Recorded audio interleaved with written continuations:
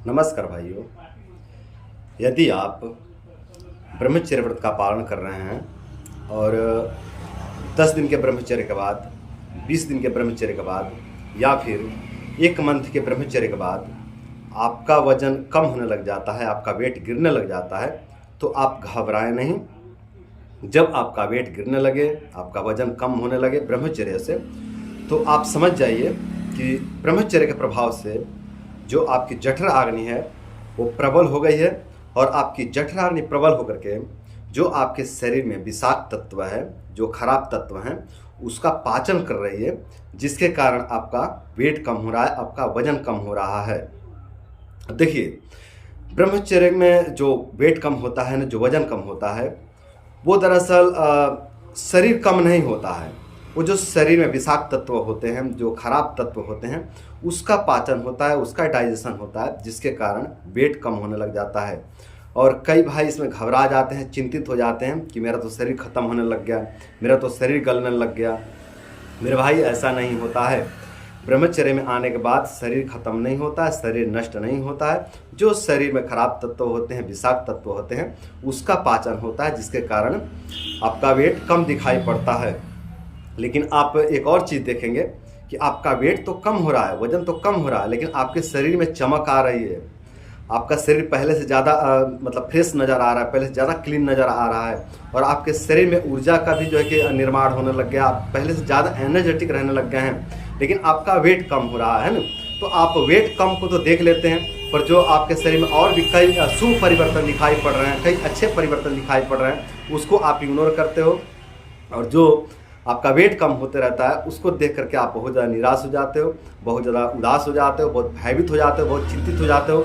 आप बिल्कुल आश्चर्यचकित हो जाते हो कि अरे बाप रे, ये क्या हो रहा है हमारे साथ। हम तो ब्रह्मचर्य का पालन कर रहे हैं अपने जीवन को बेहतर बनाने के लिए, हम तो ब्रह्मचर्य का पालन कर रहे हैं अपने वेट को बढ़ाने के लिए, हम तो ब्रह्मचर्य का पालन कर रहे हैं अपने स्वास्थ्य को बेहतर बनाने के लिए, लेकिन हमारा तो वजन ही कम होने लग गया, हमारा तो वेट कम होने लग गया, हम तो और ज़्यादा पतले हो गए, हम तो और ज़्यादा दुर्बल हो गए। मेरे भाई, आप दुर्बल नहीं हुए, आप केवल पतले हुए हो। केवल आपका कुछ वेट कम हुआ है, आप कमज़ोर नहीं हुए हो। आप ध्यान से देखेंगे तो पाएंगे कि आपके अंदर एनर्जी पहले से ज़्यादा रहने लगी है, आप पहले से ज़्यादा एनर्जेटिक रहने लगे हैं, आप पहले से ज़्यादा उत्साहित रहने लगे हैं, आप पहले से ज़्यादा एक्टिव रहने लगे हैं, पहले से ज़्यादा आपका शरीर चमकने लगा है, आपके बालों में चमक आने लग गई है, आपकी आंखें सुंदर बनने लग गई हैं, आपका प्राइवेट पार्ट मजबूत बनने लग गया है।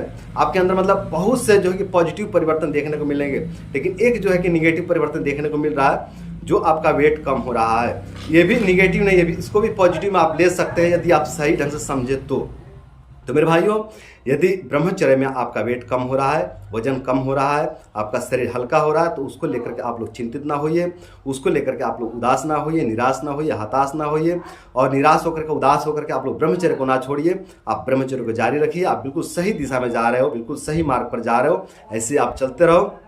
ये जो आपका वेट गिर रहा है ना, ये भी वेट एक समय पर आकर रुक जाएगा। जब जितना विषाक्त तत्व है उतना तो पाचन होगा, उसके बाद जब विषाक्त तत्व का पाचन हो जाएगा तो आपका वेट रुक जाएगा। उसके बाद आप ब्रह्मचर्य को जारी रखते हो ना, तो आपका वेट धीरे धीरे बढ़ना शुरू हो जाएगा। देखिए, धीरे धीरे ही वेट बढ़ेगा, धीरे धीरे आपका वेट बढ़ेगा, फिर जो है कि आपका शरीर बिल्कुल पहले जैसा सुंदर बलवान हो जाएगा। तो मेरे भाइयों, आप लोग वेट कम को लेकर के चिंतित ना हो। ब्रह्मचर्य में वेट कम होना स्वाभाविक है। ब्रह्मचर्य के प्रभाव से जब आपकी जठराग्नि प्रज्वलित होती है, जब आपकी जठराग्नि बढ़ती है, तीव्र होती है, तो आपके शरीर के विषाक्त तत्वों का पाचन करने लग जाती है, और जब आपके शरीर के विषाक्त तत्वों का पाचन होता है तो आपका वेट कम होने लग जाता है। तो इसको लेकर के आप लोग चिंतित ना हो, घबराएं नहीं। आप लोग ऐसे ही ब्रह्मचर्य का पालन करते रहें, और ब्रह्मचर्य का पालन करके आप लोग अपने रोग दोष बीमारी कमजोरी को दूर करें, और अपने रोग दोष बीमारी कमजोरी को दूर करके आप लोग अपने जीवन को सुंदर, सरल एवं सफल बनाएं। तो दोस्तों, आज के लिए इतना ही। नमस्कार।